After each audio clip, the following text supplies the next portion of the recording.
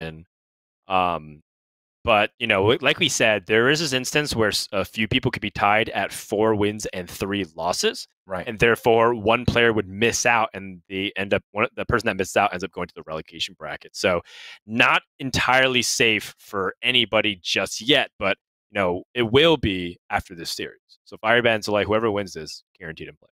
Well, it's a hype weekend of Hearthstone for sure. I almost said a different game, and I'm like, wait a second. That's my autopilot. You've been doing a lot. It's a lot of different games. Yep.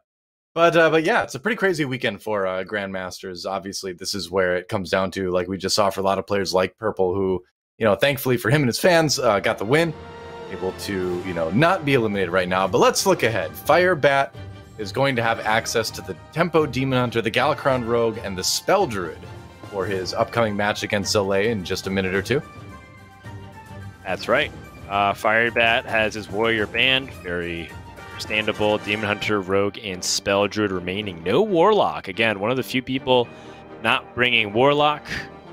Although I guess perhaps you say 75% of the field, you do expect a handful of people to not be playing it. But it's one of those decks too that, like, if you don't really have much experience with it, you can't just throw it in your lineup, right? It is a deck that feels, to me anyway, pretty different from the rest of the pack in terms of the meta right now, and does require a little bit of study, I think. Yes, I would agree with that. And I think that if you look at how, you know, for example, you know, Purple's able to pull through with no Quest Warlock, in fact, beating the Quest Warlock, gives you some hope.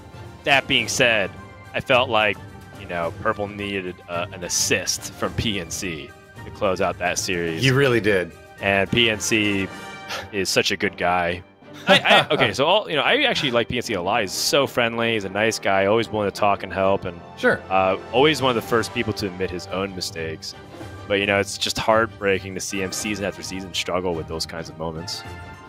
Yeah, I mean, it seems like in any ongoing series like this, in any sport, or any sport for that matter, you do end up having players that just sort of, they don't drop out, but they kind of stay in the middle of the pack. You know, way back, if I think way back to my StarCraft 2 days, you know, almost a decade ago now at this point, there were some players that were consistently middle of the pack players. Like, you're talking about, like, yeah, they're good, but they'll never really, you know, make it that far in the playoffs, but they'll never get relegated either.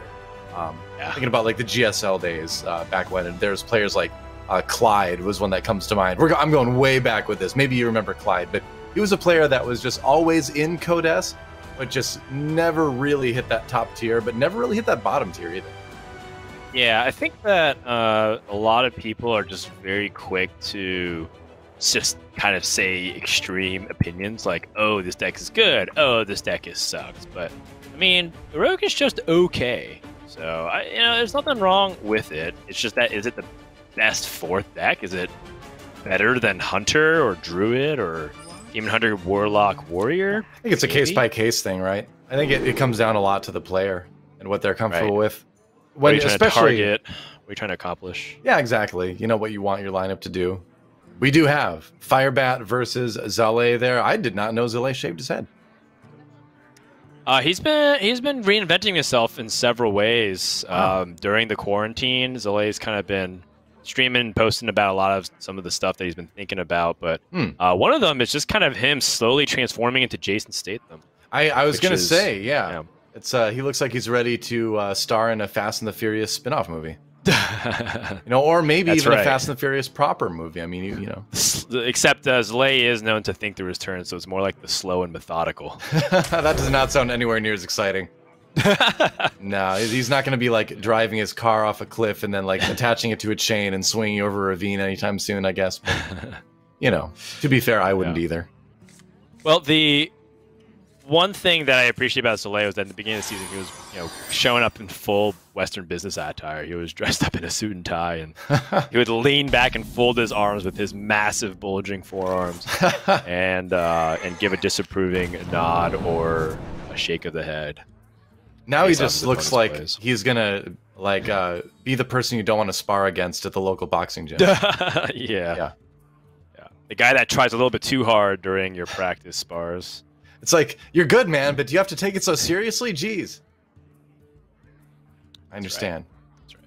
Firebat. Meanwhile, Firebat, of course, big chillin'. He's playing the Spell Druid. He has no Fungal Fortunes, but he's got Overgrowth and Glowfly Swarm, two of the other really important cards. Rogue does tend to struggle with wider boards these days, and Glowfly Swarm is a really effective tool at forcing your opponent to either have that flick or just kind of buckle under the pressure. And, you know, Zalae does have that Flick Skyshiv.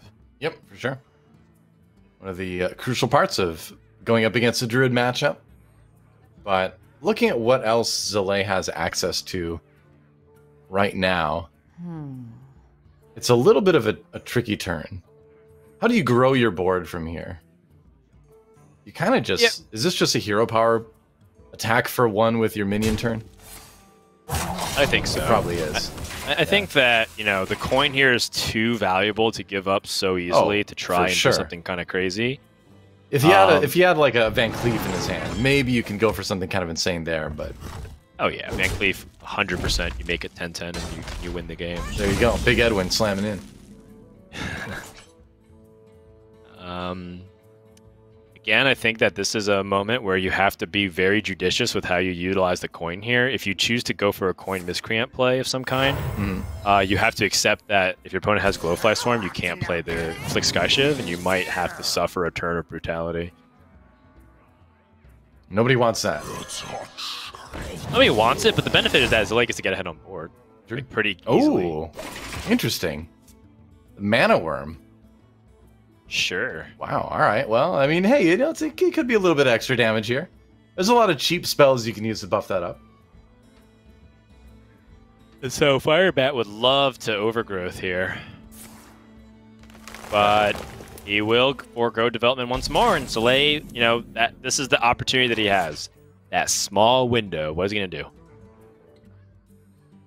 Well, got a couple different options.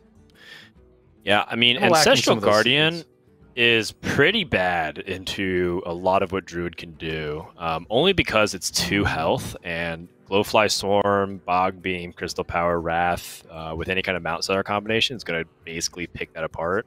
At least it fits your curve, you know?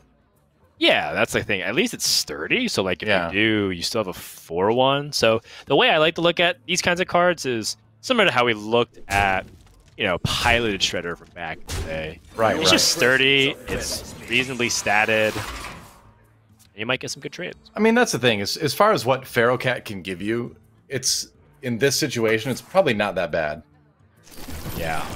Yeah. Oh, and well, you know, there's a Glowfly Swarm. Is about to get... I mean, he knows that Flick Skyshiv can't come out now. This is the downside of Zalae's play of utilizing the coin. Yeah. But with so much board development already, Zalae probably doesn't feel nearly as bad about that. Although this double Crystal Power actually hurts a ton. That stinks. And Firebat, anything he keeps on the board would get buffed by the Gift of the Wild. Another Feral Cat. I don't know if that's going to really do much good for you. 5 mana turn. Devoted Maniac doesn't give you a whole lot. You can maybe get a couple trades. I mean, you can clear a decent amount of this off, but you're not going to do it very efficiently, are you? Well, you got Faceless Corruptor, so I think you bump these Evil Miscreant and Faceless Corruptor. Then you can backstab, and then clear off with the Weapon and Dagger plus the Mana Worm, which clears off 4 of these 6 targets. That's pretty good. Yeah. Honestly, that's like as good as you can expect. I think the thing that hurts a little bit is that you're maybe mourning the fact that you don't have the Edwin to capitalize off of all these spells being played. That's like although the state of Rogue. It's basically like, why doesn't Edwin love me? Emo playlist over and over. Right. Where's Edwin when you need him? Where can my Edwin be? Yeah. But this is a great turn here for Zalae, and again, this is like one of those things where foundationally you look at the Flick Skyshiv and you think, actually, I forgot about the attack of the second Faceless Corruptor. So it's actually 5 out of 6 that's picked apart. But you think you sometimes forget foundationally, like, what's important to Rogue, which is having the board before your opponent.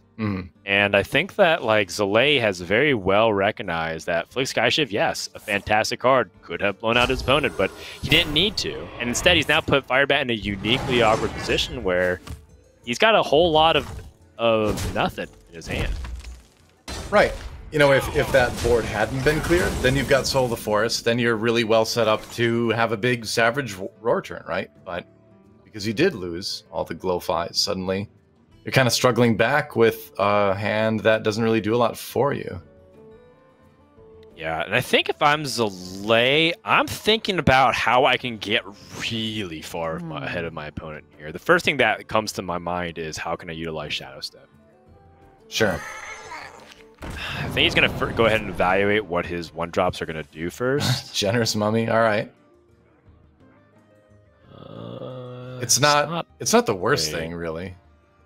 I mean, Druid's already got access to 9 mana, so are you giving them that much more opportunity with the hand size? Is one of the things he's thinking about? Firebat, if he had Overflow, 100% of the time would have played it last turn. Yeah. So there is less punishment opportunity there. Your opponent effectively passed that previous turn. More or less. Another Titanic Lackey. Okay, I like that. So Titanic Lackey can just come out here to get Zalae some favorable trades. Yep. Very true. We're going to make sure that the most damage possible goes to face, which is the 4 from the Faceless Corruptor. And what's the draw for Firebat? What gets him out of this? Another Glowfly Swarm. All right. But it's not going to be a very big one. That's the thing. Yeah, it's like a very fair Glowfly Swarm.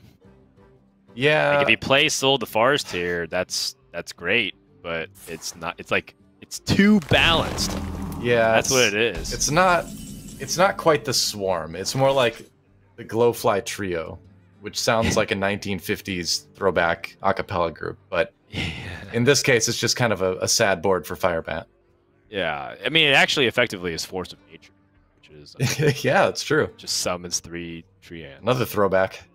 So many options. Yeah.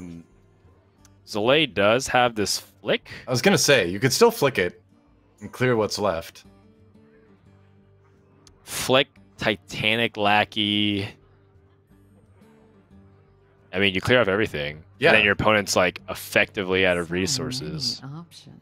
Yeah, looking at Firebat's hand size right now, he's gonna go for the Kronk, so I guess it is another 6/6. You do grab the Galakron for future use, and he's just pushing in for the win here. Yeah, everything kind of requires him to give up his board, and what did we talk about before? Which is Rogue really loves to be ahead on board. Yeah, and this Gift of the Wild, again, it's just a little bit too fair. Firebat, if he had even one more Glowfly Swarm, would have just made a huge difference. What to do? Right? It's not going to happen, though. Unfortunately for Firebat. You kind of would need to dedicate most of your board just to clear the Kronks. Which might be the plan here.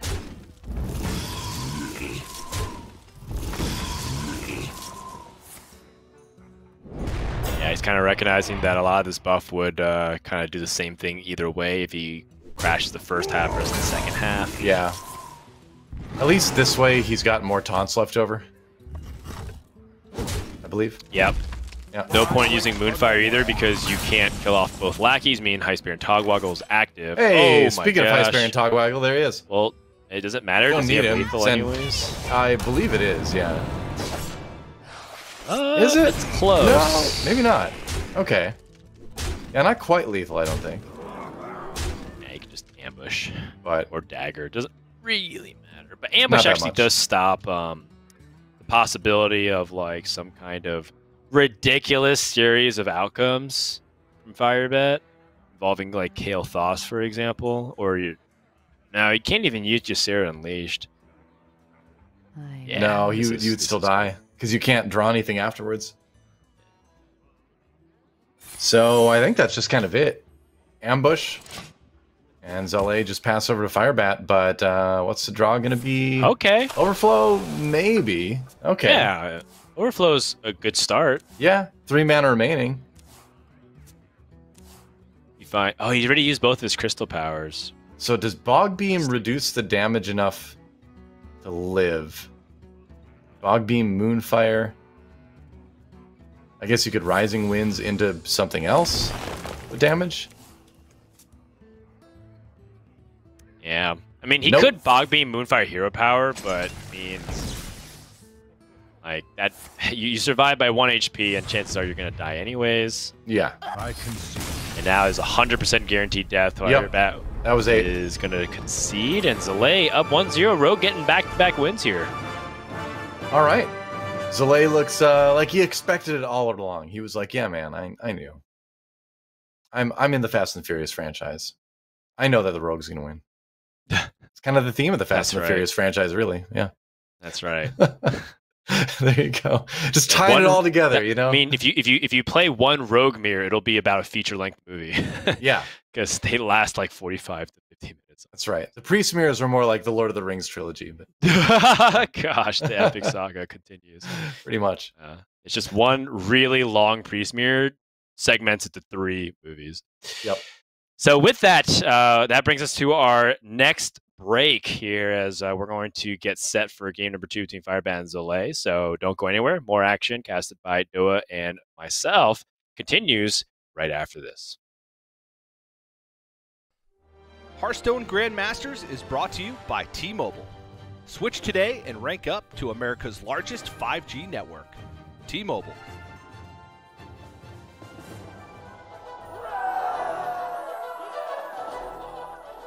You know, if you could give me something from the answers, that would really help me out, you know? Oh. Whenever you're ready. Welcome, everybody. My name is Sotul, joined by Kalento. I'm sure this is going to be an incredibly insightful interview. Got tons of just incredible questions here provided to me by the production team. I'm sure we're going to get a lot of information out of my friend here. So Kalento, what is your happiest Hearthstone memory? Probably Y-Game House Cup, I guess. Great, I'm presuming you won that? Of course. So just soldier on through. When did you start playing Hearthstone?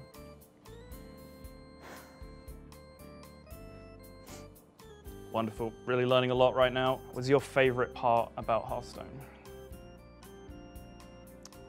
I like how I can be asked dumb questions when I'm being interviewed. Yep, expected. Who is your favorite Hearthstone caster? Probably not you. Really? Like, do you really want me to... All right, we're gonna get through this. Who is your best friend in Hearthstone? Any positivity? Can you pick one that you do like?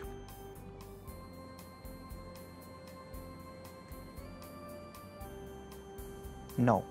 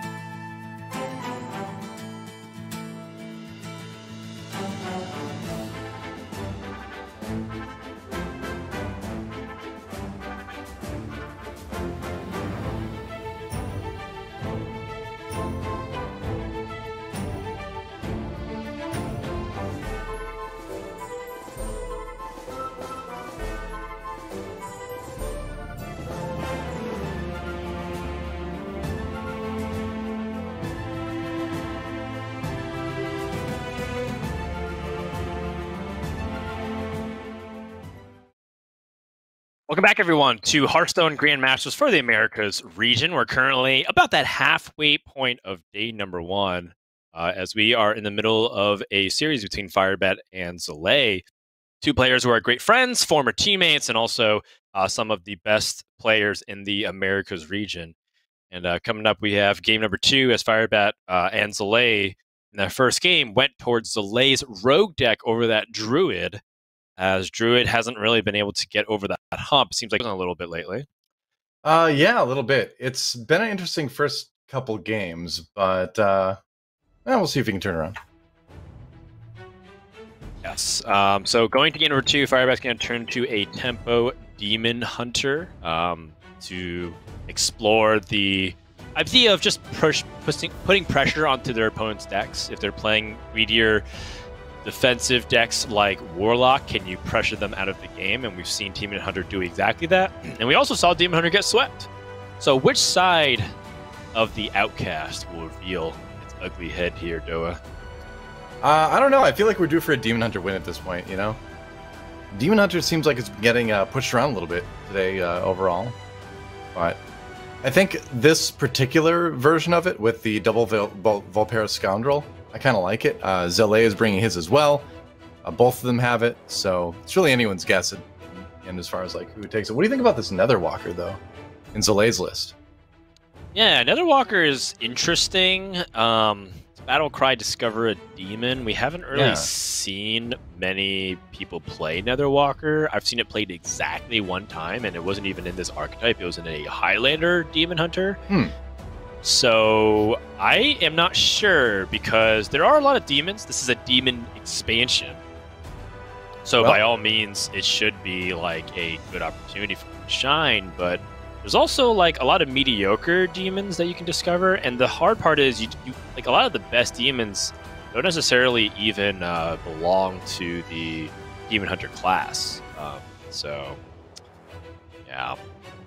I mean, not sure. You discover demons from multiple classes, though, right? So you've got a chance, I suppose.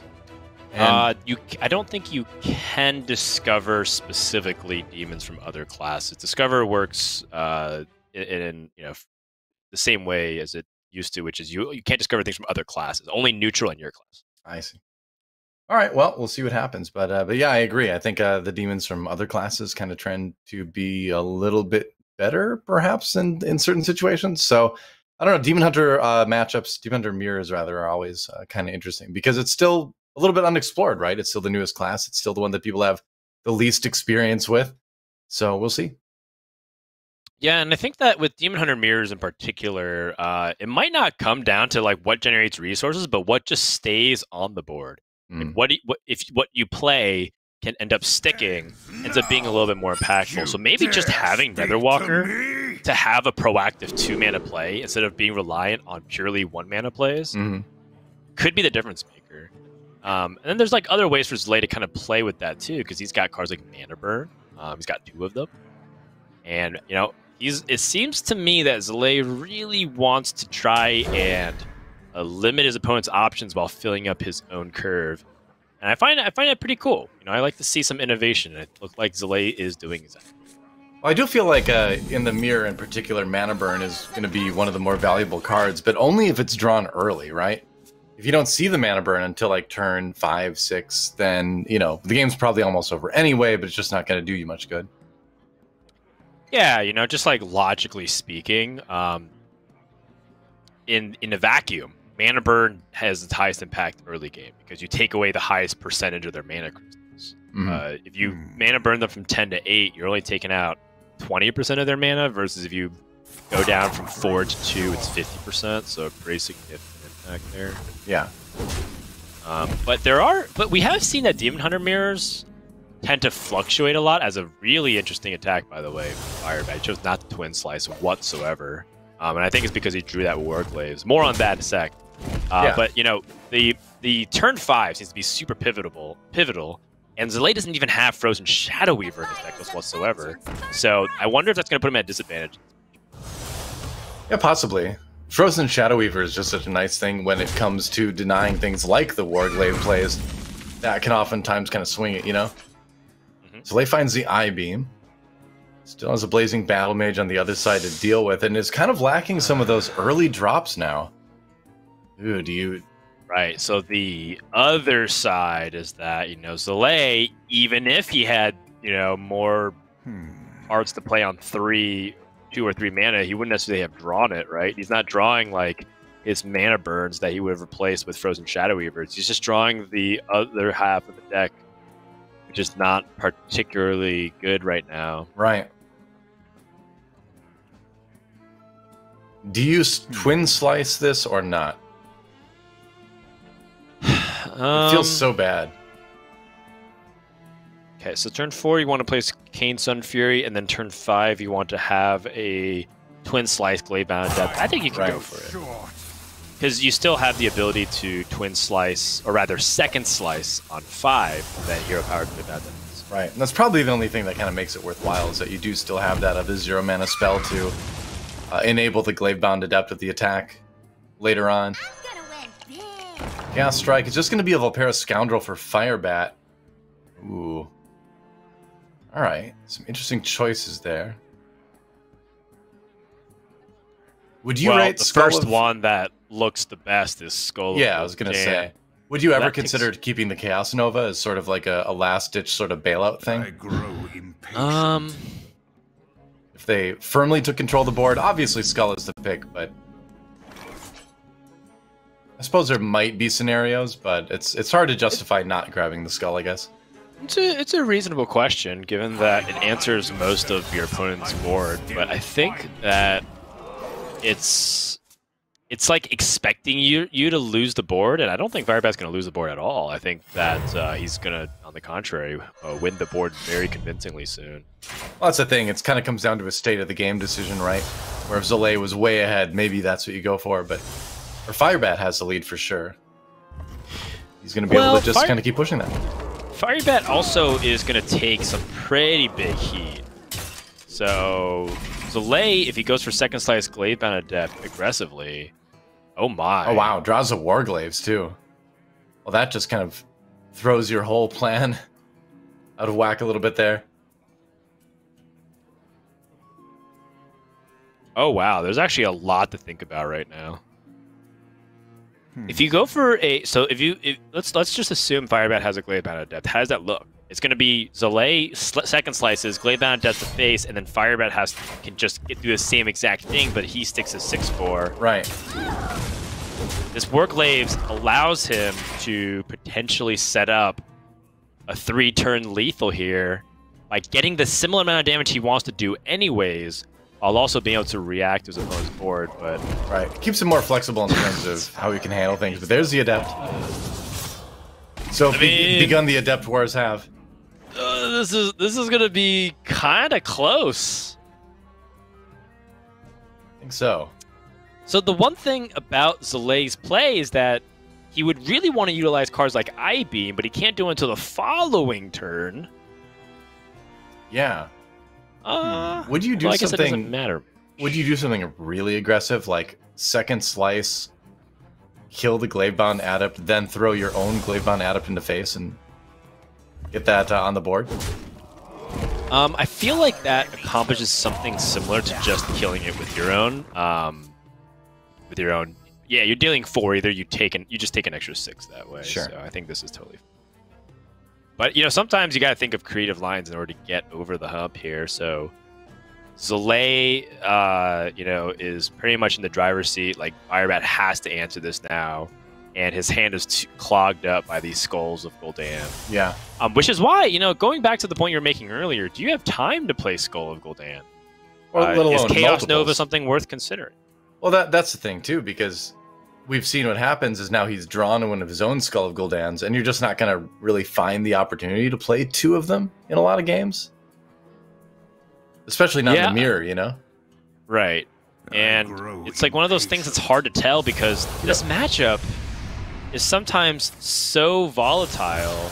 Yeah. And you don't know if you're going to draw it, so it's like, there's a lot of arguments both ways. Right. Like, you're not even sure if you know, you need these resources or the game's going to be over. Sometimes the matchup just starts to go from 0 to 60 real quick. Yeah. He'll set himself up for a possible lethal next turn, but does Zalae have lethal this turn? Yes, he does. He apparently does. Oh, yes. Yep, 9, 10 on board. Easy finish. The glaive bound at him. So, one of those really interesting things about tempo matchups, you know, sometimes you see opponents gearing up for the longer game, because a lot of time, in Firebat's defense here, the tempo Demon Hunter mirror can end up becoming like who just has an extra 2/2 on the board and then just like win the game. And Skull of Gul'dan like helps you generate those resources. Right. But Zalae just had like the pressure tools to keep adding damage every turn. And so, yes, if Firebat was given like 10 extra life, quite possibly he would have ended up coming back and winning that game. But you know, that's the kind of thing that Demon Hunter can do. It's like, oh, they skipped their turns 2 and 3. I guess I should be okay. And then it's like 3 turns later, you're dead. Yeah. There's so much amazing damage from hand that comes from Demon Hunter decks that it can swing a lot, you know. And I also don't think, for the record, that the Shadow Nova would have really helped him much. I think he would have been dead either way. But it's unfortunate that out of that Volpera Scoundrel, he didn't really get any cards that helped him out. So it is going to be a 2-0 lead for Zalae as we go into game number 3, which is going to be Warlock versus Druid. What do you think about this matchup? Quest Warlock versus the Spell Druid. Quest Warlock versus Spell Druid. Firebat isn't playing the Malygos Spell Druid, Dragon Spell Druid, whatever you want to call it. Sure. He's playing more of the board-centric one. I think Warlock specifically excels against this type of Druid, and less so against the Malygos versions of it, because Malygos with Moonfires do threaten to end the game if Warlock gets a little bit too close and Druid has anything on the board. Right. Well, maybe the quest first, of course, as we get things started with Zalae's quest towards drawing a ton of cards. Questing Explorer in the hand as well, which is kind of nice. We have seen people skip that in the past. For just a life tap. You probably want a life tap anyway, just to give yourself a bigger hand to do more things with.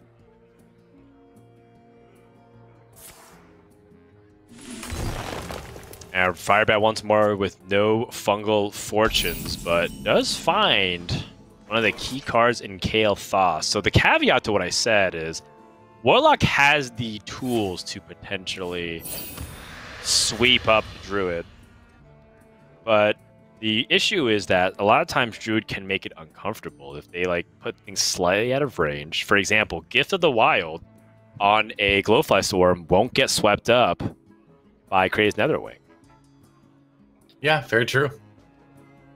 You can kind of just get yourself barely out of reach of some of those more common clears. Zalae kind of doing the math here, where he's like, all right, on what turn can I plan on finishing this? He's going to coin into Questing Explorer. Of course it's the right way. Yeah, he doesn't have the mana, or rather, he doesn't have the hand space to actually be able to life tap and play the Questing Explorer and then dump a card. So he's just going to go ahead and use this card to get an extra point on his quest completed, and also to generate some tempo on the board. You love seeing that perfectly efficient Brood Mother too. Wow, Firebat. Maybe Hero Power. This is a unfortunate scenario for Firebat, because Glowfly Swarm on turn 4 is usually a great play. Especially if your opponent just used their coin. They can't play Crazed Netherwing. Except that he's holding 2 minions in the hand. So his Glowfly Swarm would be 4 2/2s with a 2/3 on the field. Right. Wouldn't really be that swarm we were talking about earlier.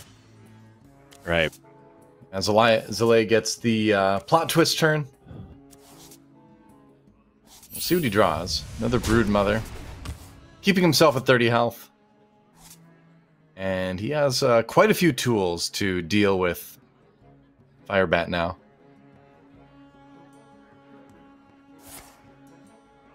How we go for it. He's doing it. Yeah. It's sort of like a soft feel of the hand, chances are Zalae has a Crazed Netherwing. Definitely does. Right on curve. Right. Get the easy clear. But then Firebat has his own like Kael'thas turn, so he's got Innervate, Kael'thas, Moonfire into the Overflow. Yeah. Oh my goodness. Oh jeez. Wow. He doesn't All even right. have to do that. He actually can exotic Mount Seller here instead if you wanted to. But I like the Kael'thas. Looks like it's going to be the Kael'thas, yeah.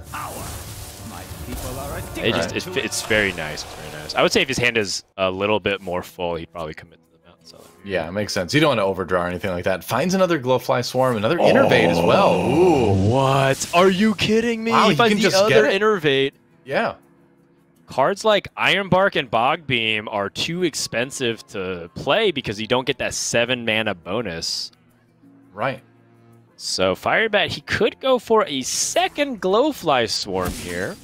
Second use of Kael'thas in one turn. You don't see that very often, but it's pretty impactful when it does happen.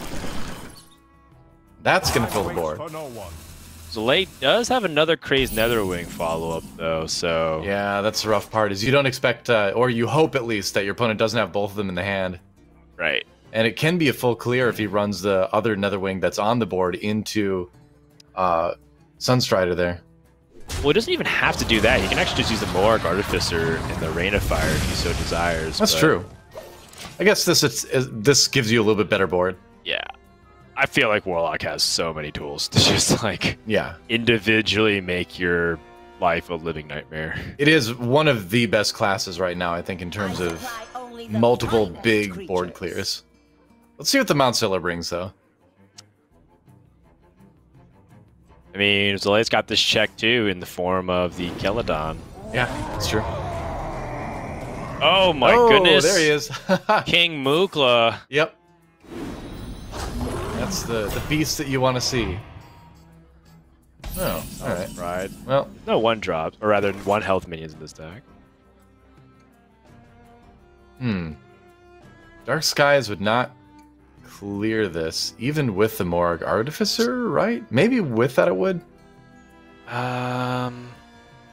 Okay, so I mean, you could definitely clear if you run the Dragon in.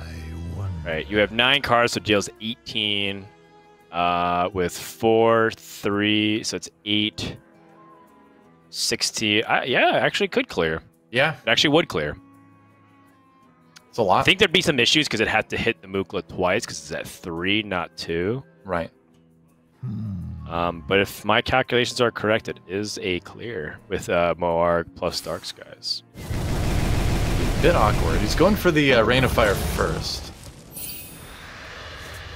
Right. Oh, okay. If only so that had been one later. Well, now he gets to just play Dark Skies instead. This is actually better, so I like this from Zalae, because he gets to complete the quest. Are you upset, though, that you don't end up getting to draw Malagos via the quest? I guess you could plot twist again, but still. It's unlikely that you're going to get the free Malagos. Yeah, like, obviously free Malagos is ideal, but a lot of times if you just get, like, free anything, you just win on tempo. Like, that's the thing about this hero power, is that I think a lot of people get enamored by the concept of comboing opponent. But if you get, like, a free... Like, let's say you tap and get a free Abyssal Summoner, you could just play, like, free Abyssal Summoner plus another 6-drop, and then you just, like, win the game, because there's too much to come back. True. Like, here, Zalae is totally fine if you wanted to, like, say, a Wrathy... Arnasi Broodmother, tap and play whatever you get. The only problem is that there's a lot of things he could whiff on if he just like finds a card that he doesn't want to play. Yeah. The safer alternative would just be to develop 2 things on the board right now. He could play Arnasi Broodmother and Zephrys, and then play Alex Draws on the following turn, and then Malagos on turn 10 potentially there. True. Or what would ideally be lethal at that point. Yeah. There's actually several ways that you can slice this too, because like you said, you could just also justify plot twisting, tapping, and just playing whatever you get there. Yeah. I like the Broodmother play just to get some stuff on the board, make Druid use a couple more cards, also give them more to deal with. Free Dark Skies. All right. Yeah. And I think maybe Zalae looks at his hand and says, I already have most of like the important cards, so whatever I burn isn't going to be super crucial unless Dragon Queen Alexstrasza gets burned, which would suck. That is a concern. Sir, I wouldn't say it's like the end all be all. That does. That was exactly the play I was talking about the previous turn, though. That hurts a little bit. You know, it's not the end of the world, but it is a bit rough. Still reduces Firebat to 12 health. Firebat scrambling now, finds Ysera Unleashed, but is that going to be enough to bail him out? Gotta draw some pretty good dragons here.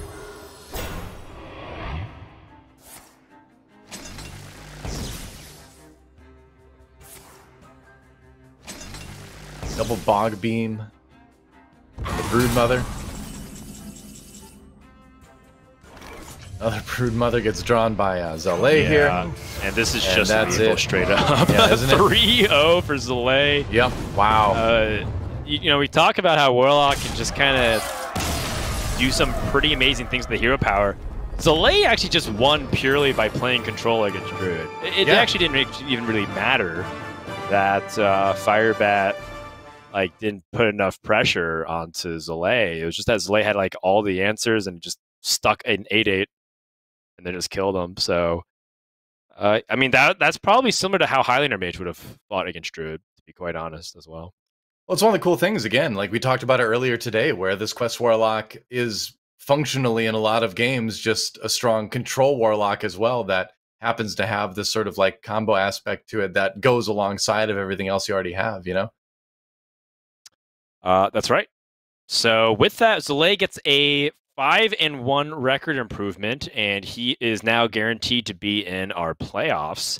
And then Firebat, you know, he is 4-2, but still in a really good position to make the playoffs. Oh yeah. But you know, the big deciding match would be Firebat versus PNC for also his buddy Purple, and potentially giving him another lifeline.